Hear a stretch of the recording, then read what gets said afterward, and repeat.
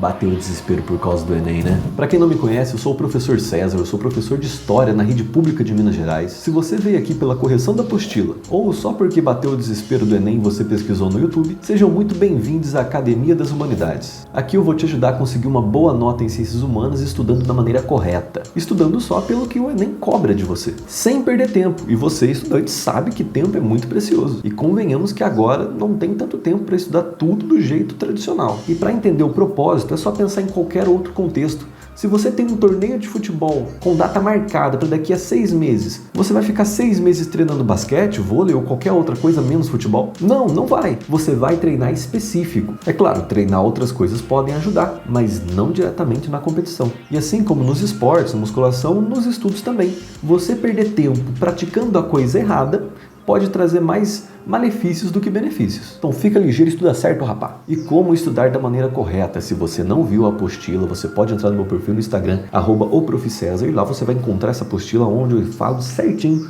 como estudar. Mas resumindo para você que está aqui no vídeo, veja, se você tem uma prova na escola, você não vai perguntar ao professor, o que vai cair? Entre a guerra, a Segunda Guerra Mundial e a Guerra Fria, ele vai te passar um conteúdo para nortear o seu preparo, né? E com o Enem é a mesma coisa. Existe um documento que fala certinho o que vai cair, o que será cobrado na prova. É a chamada matriz de referência. Lá eles nos passam quais as habilidades e as competências que você, estudante, deve ter. Não adianta você decorar as coisas. Em Ciências Humanas, eles vão cobrar não o conteúdo, mas sim como você trabalha em cima desse conteúdo, como você analisa um documento, como você analisa um trecho de um livro, algo assim. Entenda esse termo, visão crítica. É fundamental para um bom desempenho na área de Ciências Humanas. Não entendeu ainda, né? Calma aí, vamos agora entender as competências, uma por uma, das 6 competências na área de Ciências Humanas. Lembrando, é claro, que não é um curso completo, é um curso mais breve, sintetizado para o formato de YouTube. E agora você pode assistir o vídeo da competência 1. Vamos lá, meus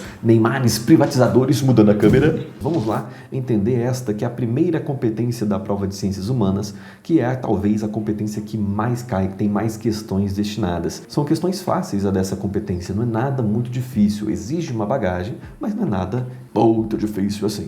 Para a gente entender bem essa competência, vamos ver qual que é o nome dessa competência, né? Compreender os elementos culturais que constituem as identidades. E o que seriam esses elementos culturais? Bom, qualquer coisa produzida pelo ser humano, seja a língua, tradições, costumes, festas, tudo estão relacionadas à cultura e à formação da identidade brasileira. E no contexto brasileiro, isso é fruto de uma mistura de culturas, né? A cultura indígena, africana, europeia, todas as culturas se misturam formando o que nós vamos chamar de cultura brasileira.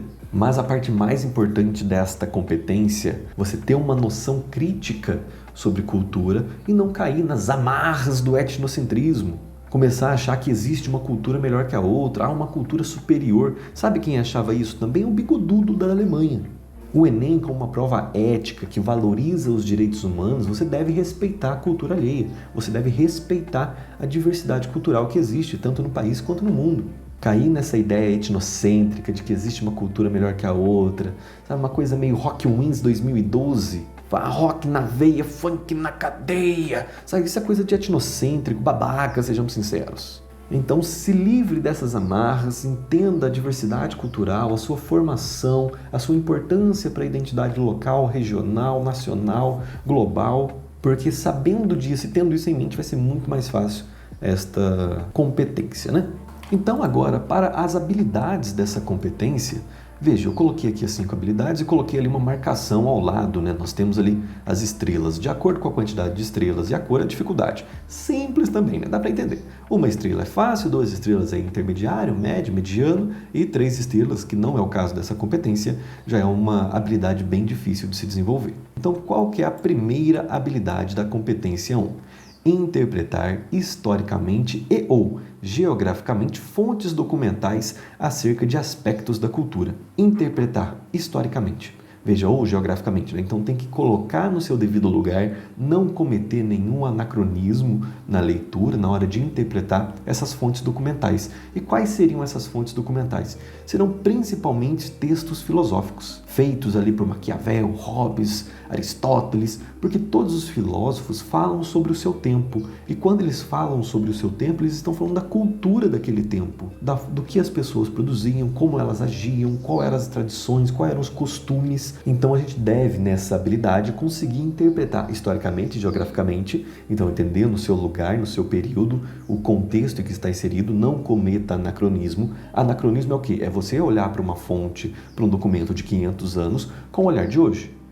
Achar que os termos e a cultura nossa de hoje, a gente deve olhar para a cultura do outro com a nossa visão cultural. E não devemos, nós devemos colocar elas cada uma no seu determinado período e espaço. Então, por exemplo, pode cair questões de Nietzsche falando sobre religião. Religião é um aspecto cultural, a forma como se interage com o mundo, quais valores morais, éticos de um determinado período, um determinado povo. Pode cair também falando sobre Marx e trabalho, a cultura dos trabalhadores. A gente pode ver aqui um Hobsbawm, até mesmo um Thompson, a formação da classe operária inglesa pode acabar caindo também neste período, nesta habilidade, melhor dizendo. Tomás de Aquino, Confúcio, enfim, vários filósofos podem acabar caindo nesta habilidade. Segunda habilidade, habilidade 2, um pouquinho mais complicada. Analisar a produção de memória pelas sociedades humanas. Entenda, a história ela é um espaço de debate. A memória, a forma como nós vamos enxergar o mundo, ela é construída pelas pessoas.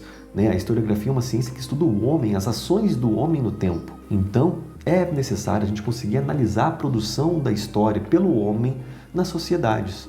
Então, aqui nós podemos interpretar monumentos, quando criam ali um monumento, uma estátua para uma pessoa, é para valorizar aquela pessoa, para preservar a sua memória. E aí a gente deve analisar criticamente a quem interessa a memória daquele sujeito, a quem interessa a memória, por exemplo, de um monumento do Holocausto, a quem interessa, qual o propósito desse monumento. O monumento da América Latina, aqui no Brasil, o memorial, a quem interessa aquele memorial, a quem interessa aquela memória, quem não gosta daquela memória. É necessário, a análise é isso, é entender para quem foi feito, quem produziu, qual o objetivo. Tudo isso é necessário para compor uma boa análise. Um memorial, por exemplo, dos fuzilados da CSN em Volta Redonda, que foi vandalizado e o artista decidiu manter ainda com as características pós-vandalismo, sem consertar ela, sem restaurar para o modelo original. Então, qual o propósito? Por que ele fez isso? Quais os interesses por trás? Então, isso é fundamental. Além de monumentos, pinturas também podem ser entendidas nesse contexto, livros, poemas também podem ser entendidos como produção de memória. Considerei um pouquinho mais difícil devido à análise. E agora, habilidade 3. Associar as manifestações culturais do presente aos seus processos históricos. Então, as manifestações culturais do presente seriam o quê? Vamos entender, por exemplo, festa junina, carnaval, coisa assim, e aos seus processos históricos. Por quê? Não começou do jeito que é hoje. Em cada lugar do Brasil já é diferente, as festas, a forma como são comemoradas. E ao longo do tempo também foram mudando, eram bem diferentes. Antigamente o carnaval era um carnaval de baile, nos clubes, agora já é um carnaval de rua. A festa junina, por exemplo, ela é diferente em alguns lugares. Tem lugar que vai comer, por exemplo, bolinho caipira, tem lugar que não, tem lugar que o foco é o pastel, tem lugar que é canjica. Tem lugar que tem fogueira, tem lugar que não. Então são diferenças, são as transformações culturais. A cultura ela vai transformando ao longo do tempo, ela vai sofrendo mudanças, principalmente no contexto brasileiro por conta da miscigenação. Não quero cair agora num diálogo ali com Gilberto Freire, mas é fato que nós vamos ter uma mistura de raças aqui no Brasil, entre os africanos, entre os indígenas e os portugueses. É claro, de forma abusiva, a gente tem que lembrar disso, da forma como isso acontecia no contexto escravocrata, mas acontece e acaba mudando a cultura, porque pega um pouquinho dali, tem palavras que nós falamos que é de origem tupi, tem palavras que são de origem europeia, tem palavras que são até de origem árabe, A dicção foi embora agora. Porque devemos lembrar que a Península Ibérica, de onde vieram os portugueses, nós vamos ter ali os povos árabes dominando antes. Então perceba como que a cultura vai misturando, a forma como o celular impactou a vida das pessoas, é uma transformação cultural também. Você sai não só preocupado se a chave e a carteira está no bolso, mas você bate a mão também para ver se o celular está ali. Então é uma transformação cultural de fato. Quarta habilidade, habilidade 4, comparar pontos de vista. E aqui quando tem comparar, normalmente vai ter dois textos, duas charges, coisa assim, é mais fácil. Eu coloquei como 2 estrelas, mas é talvez a mais fácil aqui das 3 habilidades com 2 estrelas, né? Devemos comparar pontos de vista expressos em diferentes fontes sobre determinado aspecto da cultura. Então vai apresentar uma charge, um texto, algo assim, para que a gente consiga comparar e relacionando sempre a cultura. Identificar as manifestações ou representações da diversidade do patrimônio cultural e artístico em diferentes sociedades. Identificar é fácil. É só você bater o olho e saber do que está falando, né? Saber o que está relacionado naquela questão, por exemplo.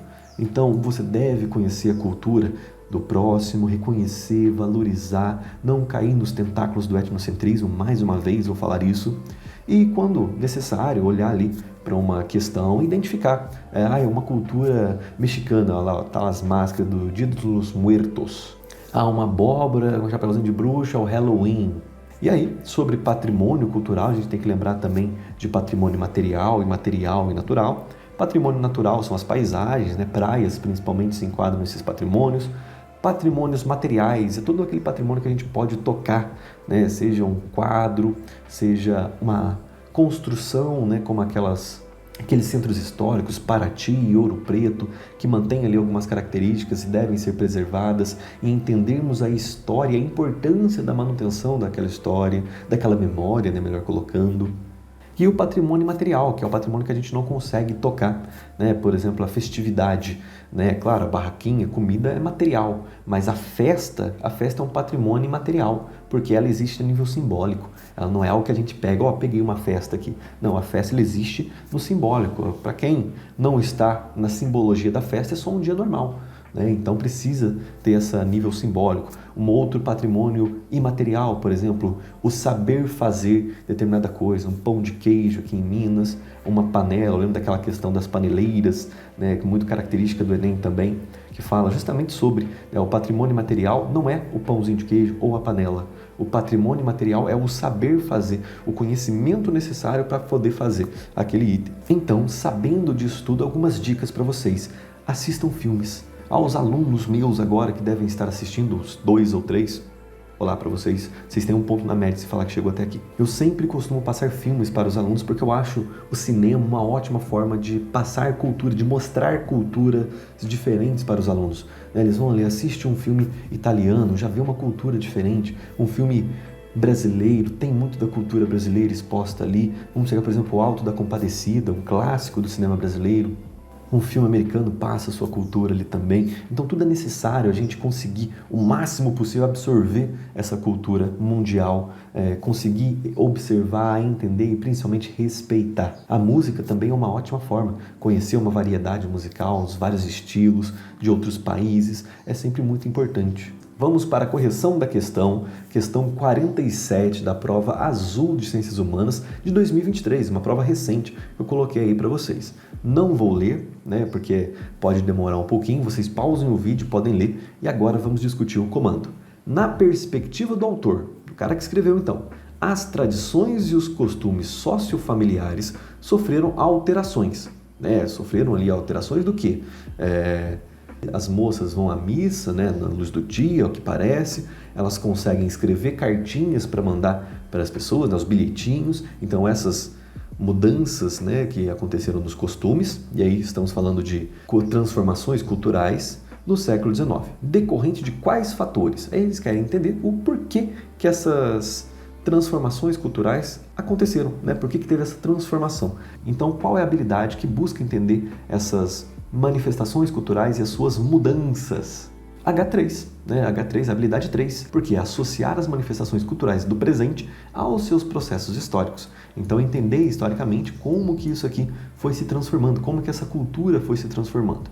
E aí, a resposta correta para essa seria a alternativa D, práticas de letramento, né, porque as mulheres conseguiram agora aprender a ler, as mulheres podiam agora ler e escrever, né, então as práticas de letramento foram mudando, né, se a gente lembrar, por exemplo, 50 anos atrás, a maioria do Brasil ainda era analfabeta, quando estamos falando de século XIX ainda eram poucas as pessoas, então aqui estamos falando, é claro, de elite, mas mulheres, né, que mesmo pertencendo às elites ainda eram bem segregadas. E transformação cultural. Perceba essa palavrinha aqui, ó, transformação cultural. Se um dia você estiver fazendo a prova do Enem e tiver um termo, uma expressão assim, transformação cultural, 99% de chance daquela alternativa ser a correta. Já fica a dica porque você pode ganhar um tempo muito bom nisso aí, porque é algo que o Enem valoriza. A transformação cultural, a produção de memória e o respeito principalmente a essas mudanças. Então, a alternativa D é a alternativa correta dessa questão. As outras, hábitos de leitura e mobilidade regional, não falam nada. Circulação de impresso e trânsito religioso também não fala nada, não está diretamente relacionado ao texto. Valorização da língua e imigração estrangeira, muito menos.